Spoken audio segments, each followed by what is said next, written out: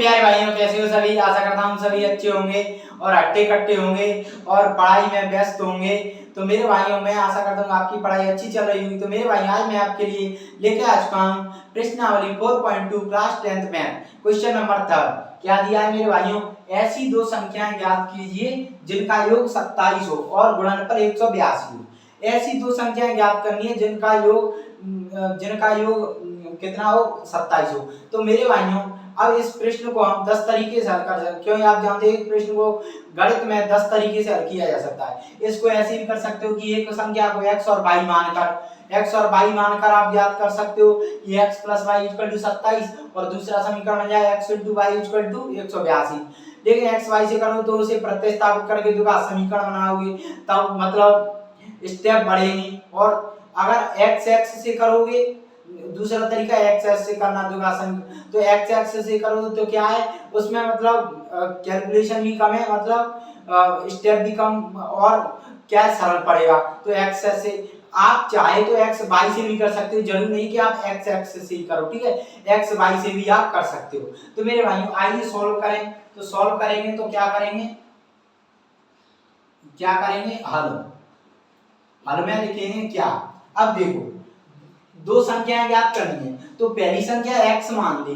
अब दोनों का योग 27 है। मान के चलो, एग्जांपल दे रहा हूं, मतलब अब मैं हूं तो मेरे पास क्या है, मेरे साथ दो दोस्त हैं। अब क्या है, हमारे दोनों के पास मिलकर क्या है, 27 संख्या है, ठीक है, 27 है। अब वो कह रहा है बट करने हैं भाई, तो आधे बट करें तो 27 ही थोड़ी दे देगा वो, ना मैं ले लूंगा। तो उसमें से आधे आधे करें तो क्या करें, एक को मैं, अब मुझे पता नहीं है कि कितनी संख्या, कौन सी संख्या, मतलब कितनी उसके पास संख्या है, कितनी मेरे पास संख्या है। 27 में से टोटल पता है मुझे कि दोनों के पास 27 है।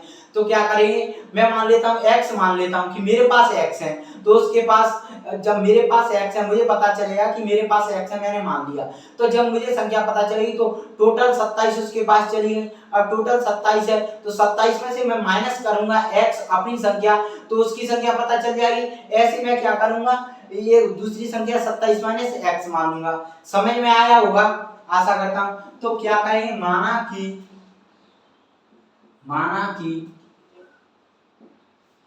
कि एक संख्या x है, ठीक है, एक संख्या x है। तो अब क्या करेंगे, प्रश्नानुसार।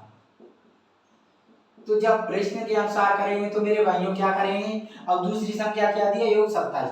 तो दूसरी संख्या दिया है, देखो दिया है,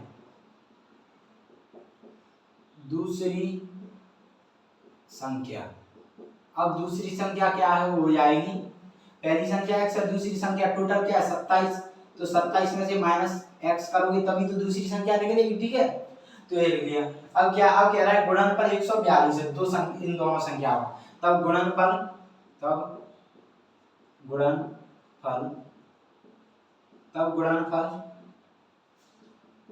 क्या हो जाएगा, दोनों का मिला के गुणा करके, तो क्या है, दोनों x * 27 - x = 142, ठीक है। ये क्वेश्चन में लिखा है। इसके बाद तो हमने क्वेश्चन में लिख दिया x, दोनों का गुणनफल, दोनों संख्या, दोनों से क्या x और क्या है 27 - x, दोनों का मिलाकर कितना है, गुणा करके 182 गुणनफल है, ठीक है।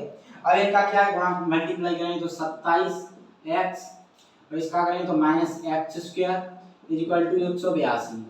अब इसे क्या करेंगे, 27x - x², ये इधर ले आए तो -182 = 0, इधर 0 हो जाए।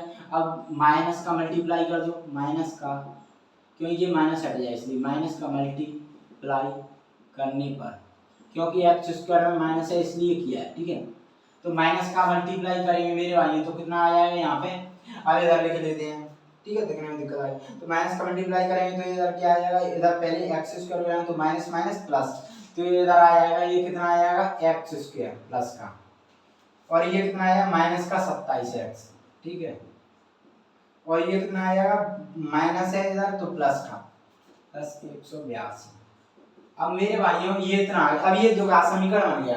अब इसे या तो हम गुणनफल विधि से सॉल्व कर सकते हैं या फिर श्रीधराचार्य से सॉल्व कर सकते हैं। तो मेरे भाइयों अब इसमें क्या है, 4.2 में गुणनखंड विधि दी है, तो हम गुणनखंड विधि से सॉल्व करेंगे।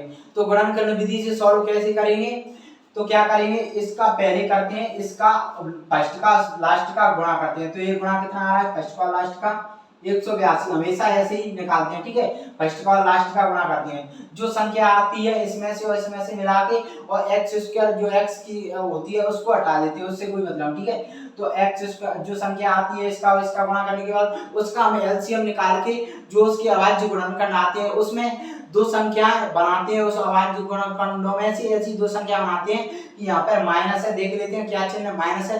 तो माइनस माइनस है तो दोनों जुड़ के माइनस आएंगे तभी माइनस आई। तो दोनों संख्या ऐसी माइनस की लानी है कि 27x आ जाए और उनका गुणा करें तो क्या आया, 182 एक्स स्क्वायर आया, ठीक है। तो अब क्या करेंगे, इसका क्या करेंगे, 182 का पहले एलसीएम निकालेंगे। तो जब 182 का एलसीएम निकालेंगे तो क्या 2 नाम 18, 2 एकम 2, अब क्या 7 से कटेगी, ठीक है। 7 एकम 7, 7 21, अब 13। तो एलसीएम आ गया। अब 182 के गुणा अभाज्य गुणनखंड क्या आ जाएंगे, 2 गुणा 7 गुणा 13। तो अब यहाँ से बनाएंगे हम, तो अब ऐसे गुणनखंड दो बनाएंगे, दो गुणन मतलब दो संख्या ऐसी लेंगे, इनको गुणनखंडों में से दो संख्या बनाएंगे ऐसी कि माइनस का 27x आ जाए और जोड़ेंगे और गुणा करें तो प्लस का 182 एक्स स्क्वायर आए। तो क्या कर सकते हैं, पहले हम शुरुआत में ही देखो लाइन से, फिर ऐसा अगर नहीं आता तो ऐसा करेंगे 2 गुणा 13 इधर कर लेंगे, 7 इधर कर देंगे, मतलब बनाने की कोशिश ऐसे करेंगे कि ऐसा बन जाए कि दोनों संख्या 27x आए। तो क्या करेंगे, 2 गुणा 7 करके देखते हैं, इधर 2 गुणा 7 ला के देखते हैं, इधर 13। तो ये क्या 2 7 14 और ये 13, ठीक है। 2 7 14 और 13, तो ये दोनों बन गए। अब ये माइनस की लानी है तो माइनस माइनस की कर दो, और x तो आ गई इसमें, ठीक है। x आने के लिए क्योंकि इसका गुणा x स्क्वायर होता है तो ये x आ गया, ठीक है। कहीं इसका एलसीएम लेते हैं तो थोड़ी देर के एलसीएम लेने के लिए हटा देते हैं, वरना x तो इसमें रहता है, ठीक है। तो अब इसका दोनों का जोड़ेंगे तो क्या होगा, माइनस का 27x आ गया, 14 13 27x, ठीक है। माइनस का दोनों को जोड़ेंगे और गुणा कर रहे हैं तो देखो गुणा करेंगे तो 14 गुणा 13 कितने होते हैं, 14 गुणा 13, 13 चौक 52 की 2, 800 की 5, 13 में 13 5 आता है 182 आ रहा है। ये माइनस में गुणा करें तो माइनस माइनस प्लस हो जाएगा, तो ये एक्स स्क्वायर हो जाएगा। तो 182 एक्स स्क्वायर मतलब 14 और 13 हमारे बन सकते हैं दोनों समीकरण। तो क्या कर लेंगे, ये दोनों हमारे ऐसे ही निकालने, ठीक है। तो अब क्या करेंगे, इनको अब मिटा इरेज कर दो, ठीक है। इनकी कोई जरूरत नहीं, समझाने के लिए बताया था। तो अब कौन से फैक्टर बन गए हमारे दो, x square minus 13x minus 14x plus 182 equal to 0। अब यहाँ से क्या कॉमन ले सकते हैं, x कॉमन ले लो यहाँ से, तो ये आ जाएगा x माइनस 13, यहाँ से माइनस का 14 कॉमन ले लो, ये प्लस का x बचेगा। अब ये इधर कितना बचेगा, माइनस का 14 कॉमन ले लिए तो इधर बचेगा 13 प्लस माइनस का, क्यों ये माइनस है तो माइनस प्लस माइनस, माइनस का 13 इक्वल टू 0। अब यहाँ से कितना निकलेगा, x माइनस 14 इक्वल टू 0 के समान करो इसे, ठीक है। और इधर कितना निकलेगा, दोनों में से कॉमन ले तो x माइनस 13 इक्वल टू 0। तो x की मान इधर कितना आएगा 14 और इधर कितना आ गया x का मान 13, x का मान 14 और x का मान 13। तो पहली संख्या कितनी निकल गई 14 और दूसरी संख्या 13, क्योंकि पहली संख्या एक संख्या का मान ही x और दूसरी संख्या निकालने के लिए क्या करें, दो मान आए इसके। तो दूसरी संख्या निकालने के लिए क्या करेंगे, 27 में से जो x आया कितना आया 14, तो 27 में से 14 घटाएंगे तो दूसरी संख्या क्या निकल आएगी, 27 में से 14 घटाएंगे तो 13 आ जाएगी, ठीक है दूसरी संख्या। तो ये 13 ही आ रही है, ठीक है। दो संख्या आ गई तो लिख देंगे, ये कह रहा है ऐसी दो संख्याएं, तो दो संख्याएं एक 14 एक 13 जिनका योग 27 हो। तो देखो अब जो आंसर आता है ना उससे ये पूरा सवाल भी ऐसे ही सत्यापित होती जाता है। कैसे, देखो 14 और 13 आया, तो देखो ऐसी दो संख्या ज्ञात की जिनका योग 27 हो। तो देखो इनका दोनों का योग करोगे 14 13 तो 27 आ रहा है, ठीक है। और गुणनफल 182, तो 14 को गुणा 13 करोगे ना तो 182 ही आएगा। इससे हम आप सत्यापित भी कर सकते हो कि हमारे आंसर सही है गलत है। तो क्या लेते हैं, अतः ऐसी दो संख्याएं, ऐसी दो अभिष्ट